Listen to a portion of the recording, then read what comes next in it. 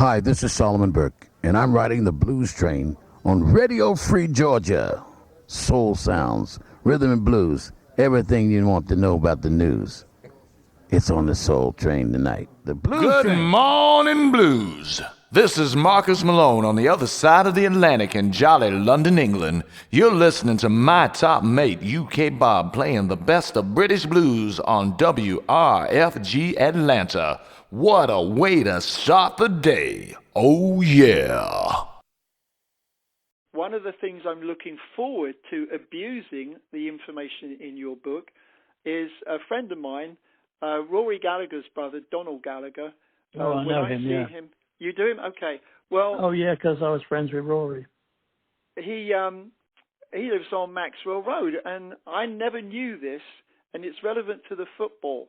Last time I was in there, he said, come on, let's go for lunch, and we walked literally down the street to the place on the corner where he had a table. Sitting at the table, starting a conversation, Jimmy Page walks in, drops his keys on the table, says, thanks, Donald, and literally, hello, goodbye, runs off again because he was going to the game. And he parks his car. Chelsea game. Yeah, he parks his car around the back of the Mews. So I guess Donald gets abused for that because he's got this parking spot that's around the corner. Well, now, he's always chirping on about Chelsea, and he lives so close to the football ground. But I looked it up. He's in Fulham. Yeah, exactly. Yeah. But the weird thing, you see, Chelsea, the north side of Chelsea, the boundary is the Fulham Road. Right. The whole of the Fulham Road. But the weird thing is that the south side of the Fulham Road and all the shops and all that is Chelsea. And the north side of the Fulham Road, across the road, where all the shops are, that's Fulham. And the boundary is halfway down the street. Yeah, so you can go from Chelsea to Fulham in 3 steps. Yeah, but he knows that no one else will know that.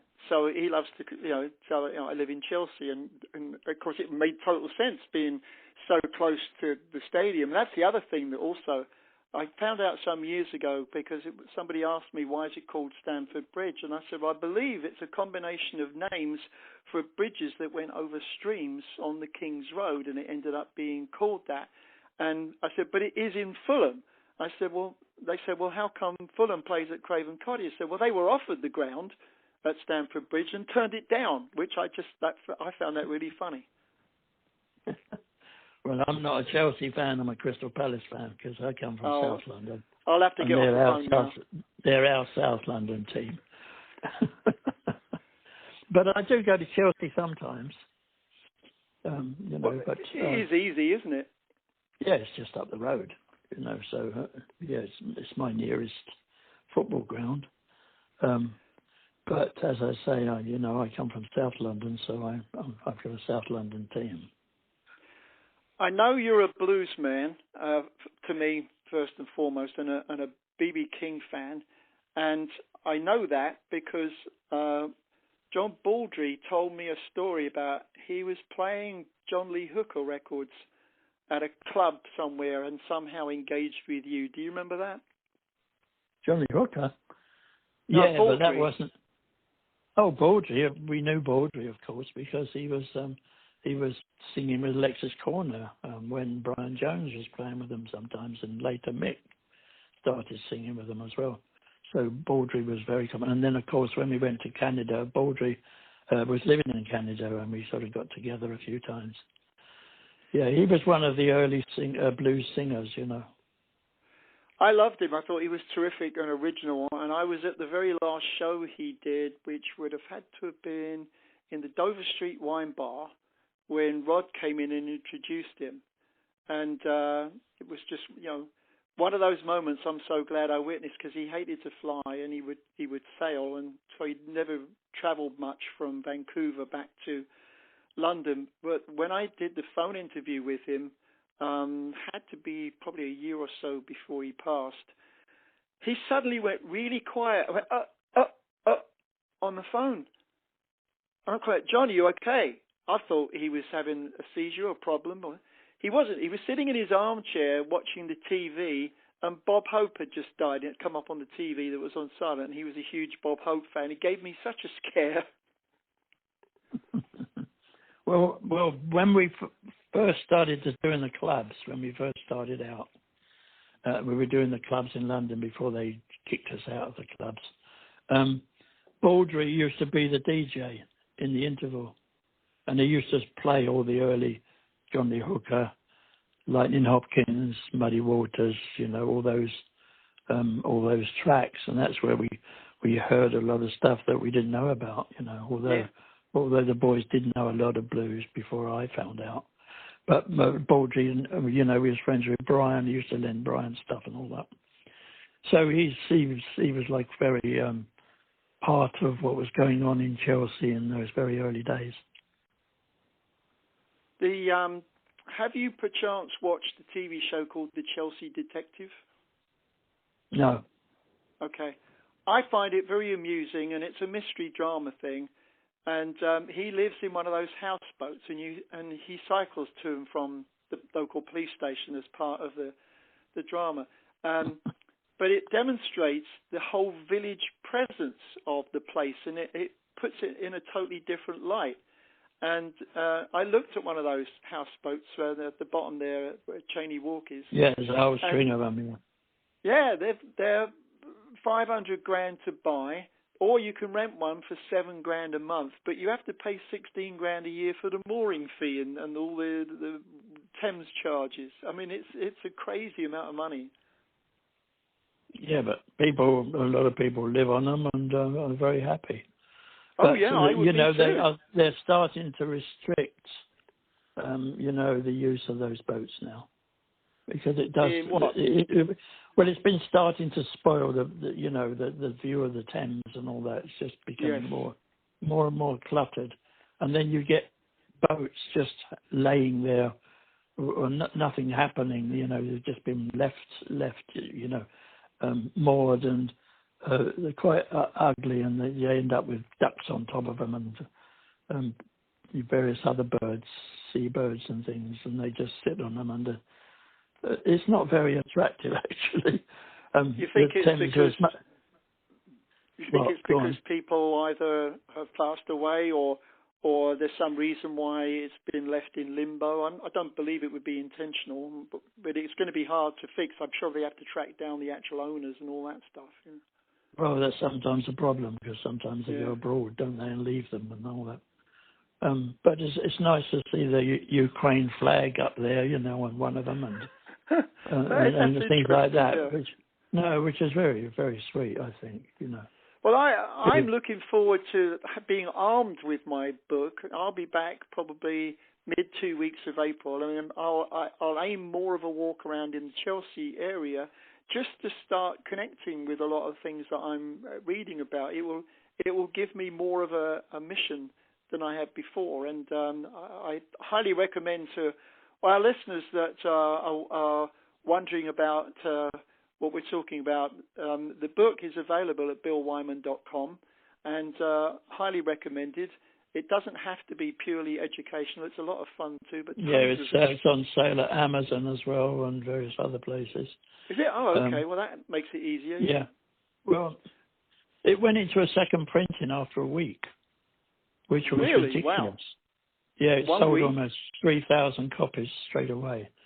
And I just thought maybe it'd sell 1,000 in its lifetime, you know, principally in Chelsea for people who lived here and wanted to have a book. But it's just gone nuts. I've done 8 book signings, you know, and it's still going.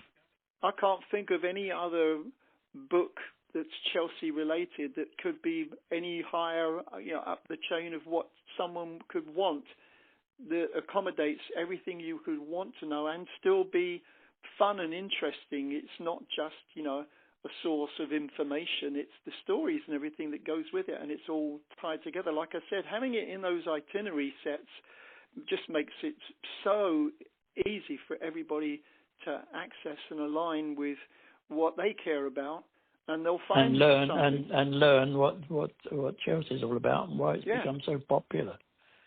Even me. I mean, look at just the few things I've mentioned to you, and I've only had a brief read. When I have a deeper read while I'm travelling, I'll probably find a ton more things that I didn't know about, which is, you know, for someone that's born and bred there, it's I enjoy learning more about it, and the fact that I get stopped in the streets all the time with people that have bought it and congratulating me on it and all that. So that's rather wonderful. Like most places I go, there's always people stopping me, young and old. So that's kind of nice as well. Oh, for sure. What's the next? You seem to do everything in 30-year increments. Is there another 30-year plan that I have heard whispers that you're making some new music.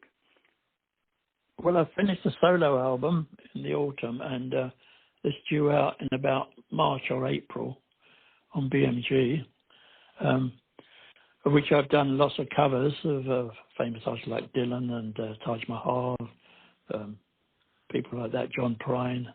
I've done and some songs I've written, and I'm working on something else which I can't really talk about.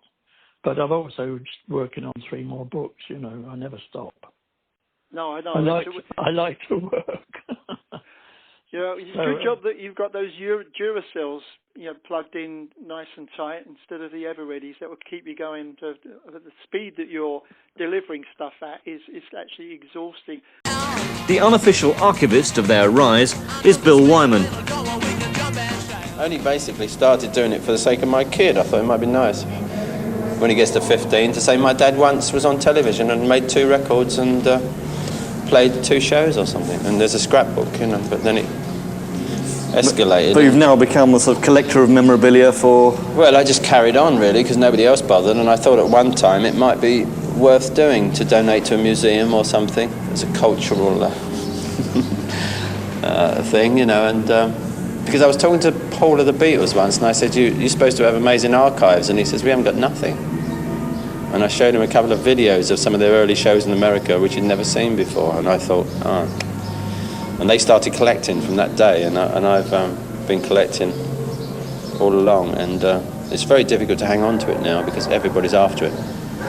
You become also a walking dictionary of what happened on what dates. Is this something you've always had a memory for, knowing exactly what happened when? Yeah, I have a good memory, and Keith has a very good memory as well. Mick is hopeless, and so is Charlie.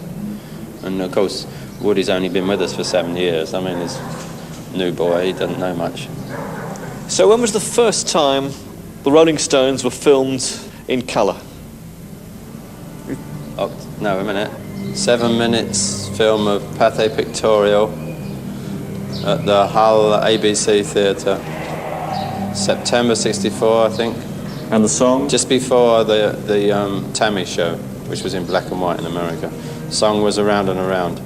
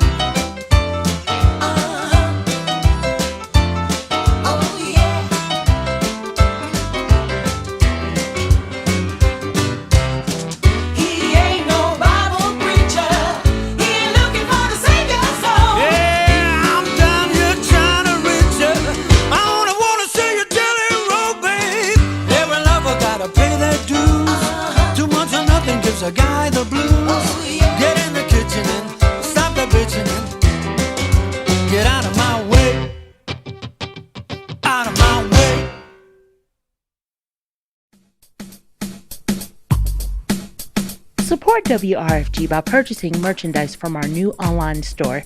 WRFG t-shirts, hoodies, tote bags, and more are available for sale at WRFG.org. Take this opportunity to adorn your beautiful self with merchandise from your favorite community radio station for progressive information and quality handpicked music. To purchase WRFG merchandise, please visit WRFG.org. This Sunday, take a cruise down Route 66. Route 66 celebrates a special time when jazz, R&B, and blues were all on the same page and often in the same song. The focus is on the music of the jump blues and early rock and roll eras of the 40s to mid-50s, and how those styles have evolved over the years. It's truly great American music that scared some folks half to death. That two-beat pattern is the music brought to the United States of America by the communist conspiracy to corrupt teenagers. Well, whatever. Please join us Sunday morning from 7 to 9 for Route 66 on WRFG 89.3 FM. Your independent community radio station is streaming worldwide over our free mobile app and WRFG.org.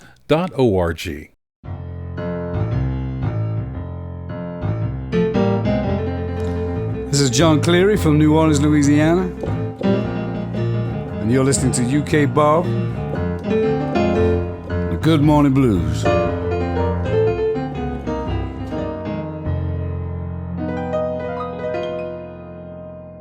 Let's go back to my conversation with Bill Wyman, a Rolling Stone, a Rhythm King, an author, an archaeologist, and a super interesting book. I know that you always had this amazing troupe of the most wonderful musicians joining you in the rotating cast of the Rhythm Kings.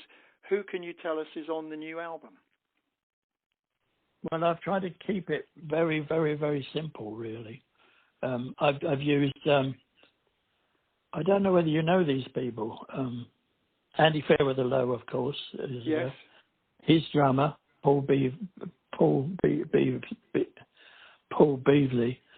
He's a great drummer.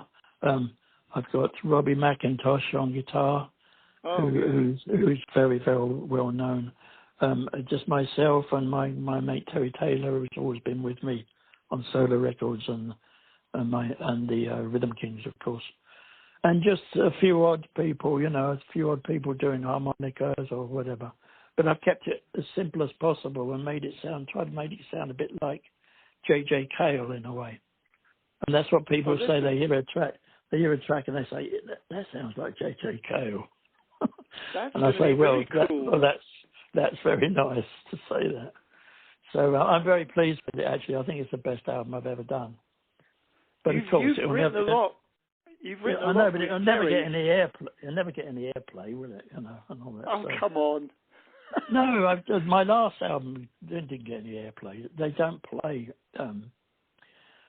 stuff from the elder statesmen, as we call ourselves. Bob Geldof did a wonderful album of a couple of years ago. He never got one play on radio. They don't do it anymore.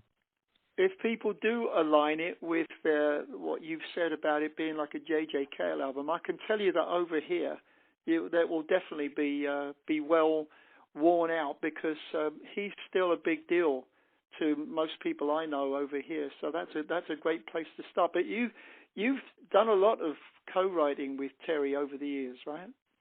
Yes, yeah. Well, I either record myself or I record with him. He usually helps with the music. I always do the lyrics, and then we share the music. And but on most occasions, it's just me.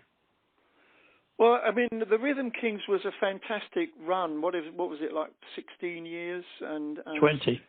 Was it really? Gosh. Yeah. And I had all kinds of people join us live on stage, like Georgie Fame, Gary Brooker, Procol Harum, Peter Frampton, and you can go on Albert Lee, all these players. And then I had people joining me on record like George Harrison, Eric Clapton, Mark Knopfler, so on and so on. So it was a real joy to do that. And unfortunately, I had to give up touring because I recorded almost as many songs with the Rhythm Kings as I did with the Stones. Well, there was a wonderful, huge output. What I enjoyed was whilst they were all different, they were all felt the same because I got the same feeling from listening to the style of the music. And I loved all the different people, joining in, stepping out. Some were your vocal, some would be Andy, and even just people that maybe weren't so well known. Brooker, stepping in. Brooker, yeah. Oh, it's funny. I interviewed Gary one morning, and it was planned, weeks earlier, not knowing that he was going to have to go collect his MBE, I guess it was. Yeah. So by the time we got on the phone, I said, "So you've had kind of an interesting day, haven't you?" He just laughed because he'd just got back from Buckingham Palace, of all the days to set up to interview. But God bless him, he was wonderful. Yeah, so I've had all those great musicians and people joining me, and it's always been a joy. And I had to stop when I got prostate cancer, of course. Yeah, that would slow anybody down. Yeah, because then you end up with 15 months of treatment, but I got completely cured. And then COVID hit. so there was no way I could continue. So I just said, that's it. Yeah, and the same happened with my restaurant. It's changed a lot of things. Same happened with my restaurant, Sticky Fingers. I had to close my restaurant, Sticky Fingers, as well at the same time. There's a lot of things that have never come back from that, but there was also a lot of changes made as a result of COVID that were a good thing. We'd become as a people, we'd become lazy about a lot of things, and I think we were able to clean up our act as a result of knowing what to do.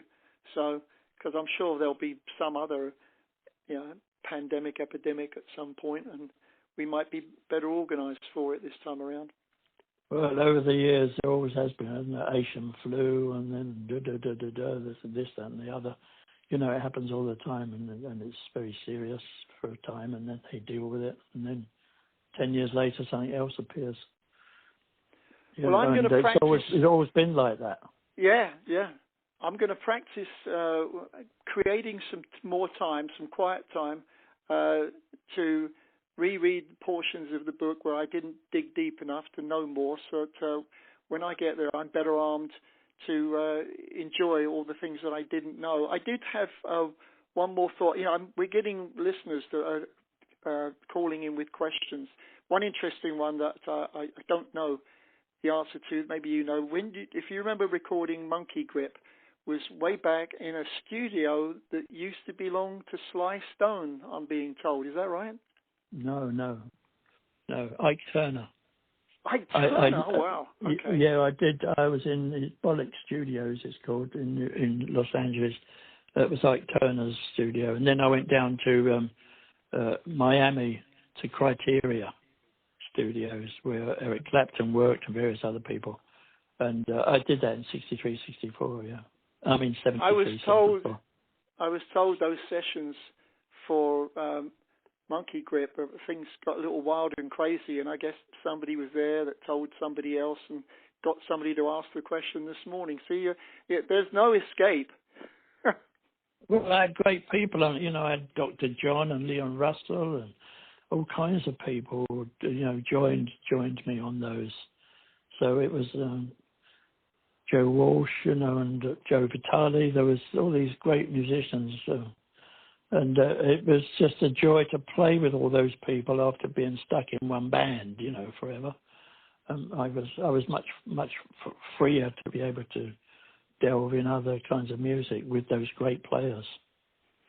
I know a few years ago, Studio Time by the Rhythm Kings was a collection of things that hadn't been used before. Is there anything else in the archives that might come out? Well, I've got a couple of things, but I can't really talk about them. That's all right. It's all right. No, just the fact that they might exist will be exciting enough for people like me, because I can't get enough. There was so much wonderful material got put out, tons and tons of it, all first class. And well, I do have some live tracks that about 8 or 10 live tracks, which are really good, which we never released, and some studio tracks. I suppose I could put another CD together. But that's another job, isn't it? How many jobs do you want to give me? Yeah, well, that's it. You've already finished one job. There's no point in letting all this knowledge and ability, fly by. Where your batteries are still kicking out 100%. So there you go. Yeah, thank God for me diaries. Yes, that is it, isn't it? If you didn't have things, I'm glad that I never have been a drinker. I didn't enjoy alcohol. I didn't like the sensation of things being wobbly. I certainly, as a mod, I still have my suits that I can get into, because a lot of my friends who were drinkers will probably put on the extra pounds and can't get into them. And that's one of the big things is I always remember, the show, what happened, the set list, who did what, whereas a lot of my friends who maybe were having a couple of beers don't remember as much as I do, and I'm super grateful for that, So that was always a big bonus, and having the memory. Now, my wife tends to disagree as to my memory. I said, no, honey, the memory is fine. The content is absolutely intact. The retrieval process, not so much. It's a little bit slower. Not for me. Yeah. Bill, this has been terrific. I want to thank you hugely for making my day, talking about my favorite part of London and this wonderful content of this book, and to our listeners, as Bill added, not just BillWyman.com, but apparently on Amazon too, this fabulous walking encyclopedia with lots of color and stories and pictures and things worth knowing, not just data and information, but stuff that you would enjoy reading. And it's Bill Wyman's Chelsea, and it really is all about the village. So thank you so much. Pleasure. Another time. My huge thanks to Bill Wyman for joining us today and giving us a wonderful insight into the Chelsea book and some other things that are going on. And he's a true blues man. If you go back to the first thing he put out after the Stones, his Blues Odyssey is a box set of 2 CDs of all the original blues that he grew up on and wanted and enjoyed and played. But the DVD of him interviewing all those same people is irreplaceable. So a good place to start. Anyway, we will continue with another sprinkle of the Rhythm Kings before we get back to brand new releases to tell you about.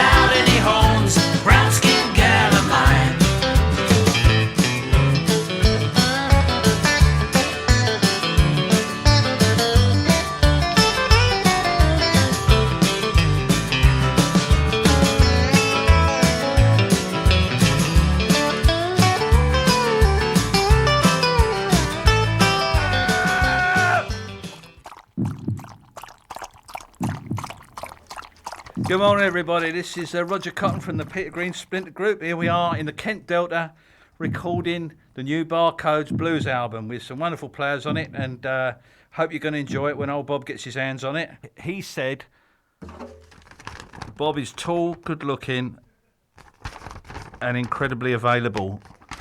So there you are. Okay, so listen in. Good morning, Blues. UK Bob, WRFG 89.3 FM. Take it easy. Or as BB King once said to me, who are you? Heading back into new music, why don't we just kick off with this one called The House on the Corner, and it's a bit of rockney, and it's just a certain rhythm and sound from late 70s, early 80s London. But as we've been talking about the house on the corner on Janey Walk and Chelsea and All About Living, I thought, well, it's a cool little place to start. And then we're going to get into some other big brand new releases and some names you don't know. So tune in. There's a street with a house on the corner where I spent my childhood days. On a street in a house on the corner, down on old memory lane. Now I've left that house on the corner, but I'm going back someday just to see if that house on the corner still stands there on old memory lane.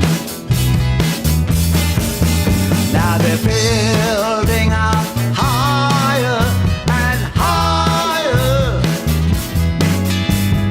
people living up in the sky. But our little house was too up and too down, and we kept our 2 feet on the ground. On the street, in a house on the corner, down on old memory lane.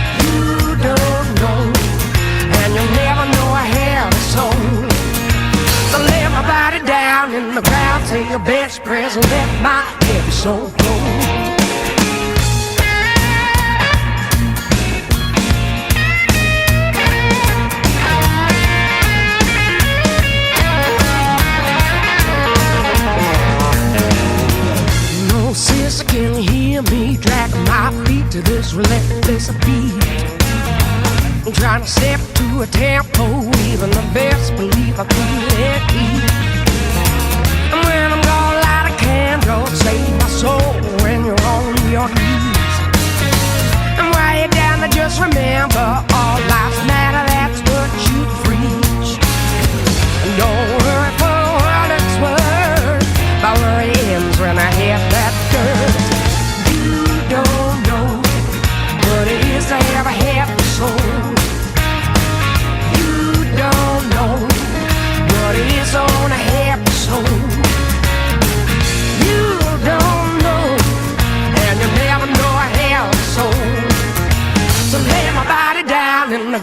say your best press. Let my every soul go.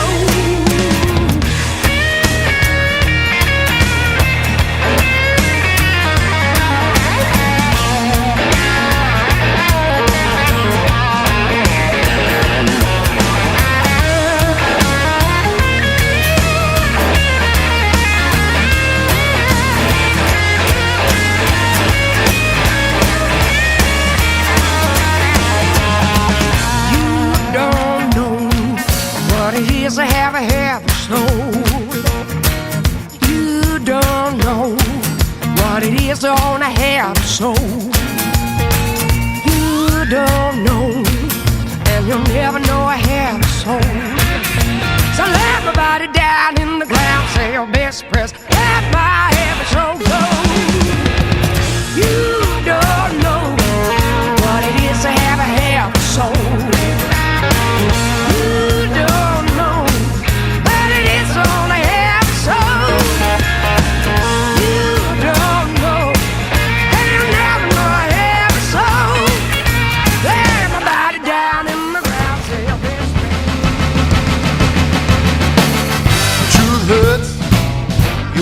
Tell her what you can.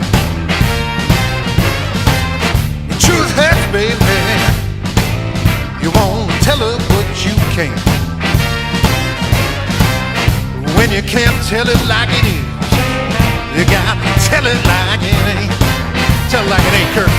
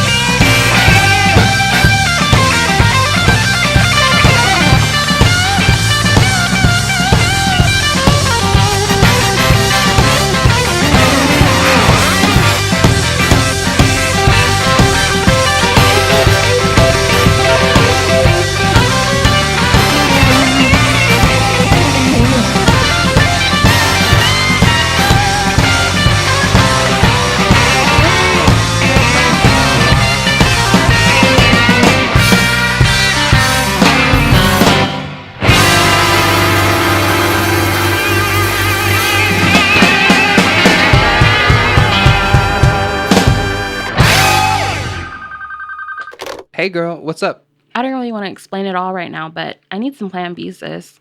Well, why don't you just go get some at the store? Girl, have you seen the prices lately? I already got one kid to feed, and plus I'm not ready to tell my partner yet. Well, have you heard of Plan B Southeast? This organization called ARC Southeast has donated Plan B at outposts all across the South, and so maybe you can go get some from them. For real? I didn't know that, but we'll definitely check it out. Where did you hear about this? Yeah, I learned about it at arc-southeast.org, and there's tons of info on the website. To get emergency contraception through Plan B Southeast, find Plan B outposts, or if you're a business owner interested in being a Plan B outpost, the website is arcsoutheast.org. That's arcsoutheast.org. This has been another public service announcement from your station for progressive information and handpicked quality music, WRFG 89.3 FM and WRFG.org. Hi, I'm Moody, host of Community Hero. Community Hero is a collection of interviews where I get a chance to sit down with some really amazing people making an impact in their communities. You never know who you're sitting next to on the bus or walking down the street next to, or whatever the case may be, but there are a lot of people that are working really hard that maybe you just don't know their stories. Community Hero is about telling those stories and having them be accessible to those that want to get that information. Be sure to tune in this week from 4 to 5 p.m. on Thursday the 22nd, where I get a chance to talk to Ryan, a second-year med student, actually going into his third year, and we tell his story. All right, 3 new ones there. The house on the corner was Bill and Ricky from London doing their Rockney thing, followed by Joanne Shaw Taylor's title track from her new album called Heavy Soul. I think it's out in June.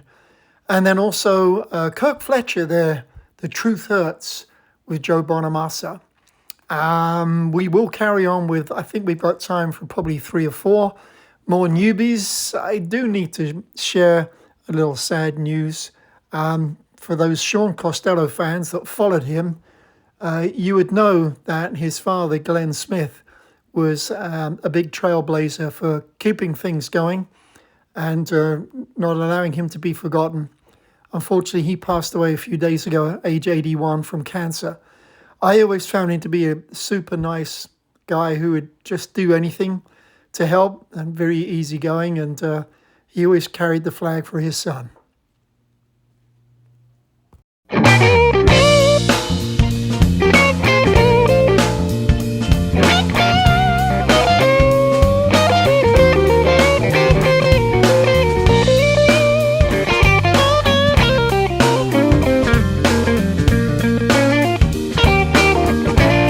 I've been lying to myself. I've been lying to you too. And I'm tired of pretending that I've gotten over you. I've been making your number, baby, every day since you've been gone. And I can't rest for wishing that you called me on the phone. I've been racking my brain. Is it too late in the game for you to bring it all back home? Honey, don't you be shy, and don't you tell me a lie. Can't you take back your goodbye? I love you still, even against my will. You know you're really a part of me. And way deep down in the heart of me, I know I just can't let go. I just can't let go.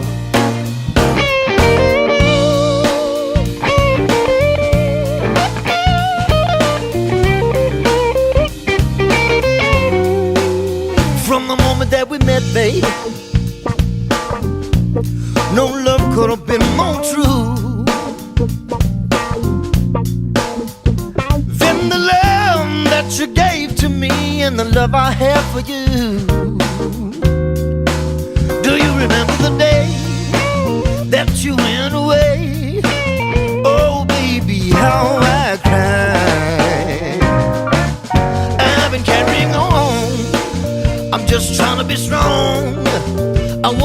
where did we go wrong? I love you still, even against my will. You know you're really a part of me, and way deep down in the heart of me, I know I just can't let go. I just can't let go.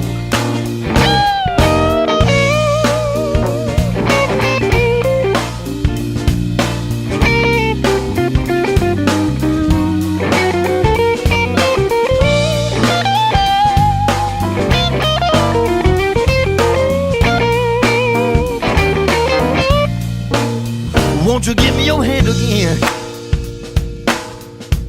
Honey, try me one more time. I'm doing very well, thank you. Give us the first time that you came across Mac, or Dr. John, as he is commonly referred to. My uncle had just returned from living in New Orleans, and I was about 11 probably, or 10 or 11 years old. And at my grandmother's house, the record player was upstairs, and he had a tune that he wanted to play for my mum, who loved New Orleans music. And so the whole family gathered at the bottom of the stairs, and he put this record on. And I sort of decided there and then that I wanted to learn how to do that. That was it, really. I mean, I was already into music, but that was the most beautiful thing I'd ever heard, I thought. And so that style, I found out, was New Orleans piano. And so when I was old enough to be able to do it, I set off to try and find out where that stuff came from, where he learnt it from, really. That was my off in the fantasy land somewhere, right? Yeah, I was a teenager. I just got out of school early, and landed on my feet at a bar room where James Booker was the house pianist, the Maple Leaf. And so that's sort of where my journey really started. But I remember hearing that music, and I just thought that was the most beautiful thing.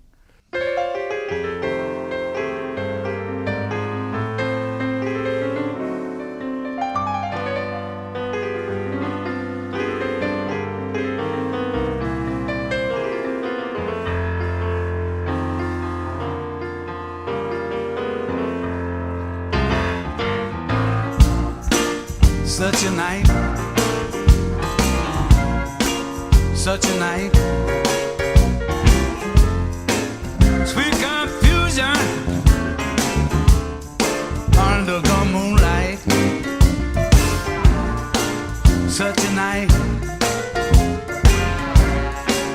such a night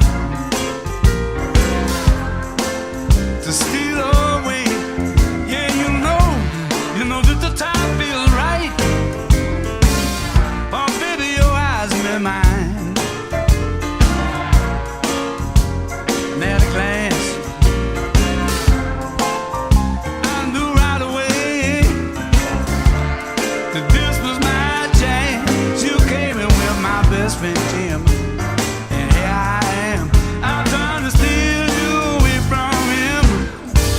But if I don't do it, you know somebody else will. I don't do it, you know somebody else will. I don't do it, you know somebody else will.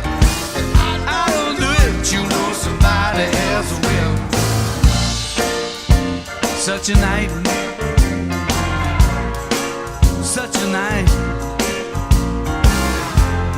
sweet confusion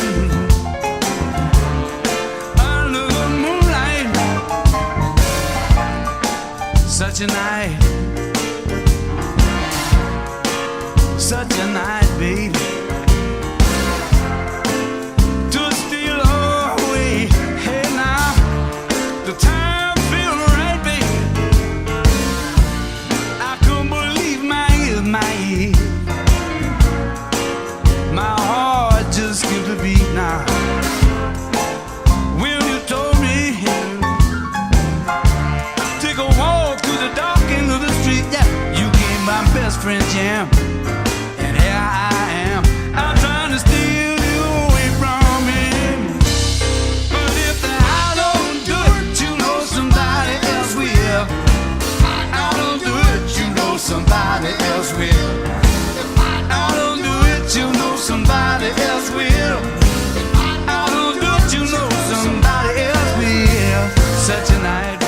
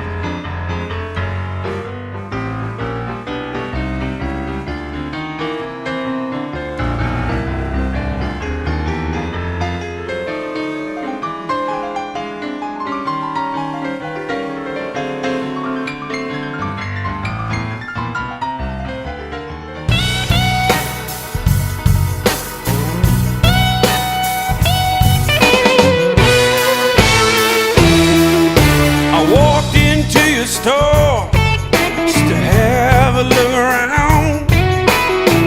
He asked if you could help me with the bargain that I found. Tried to explain to you, darling, I'm just a working man. You came up with some term, little girl, I just couldn't understand. Little lady, you sure drive a hard bargain.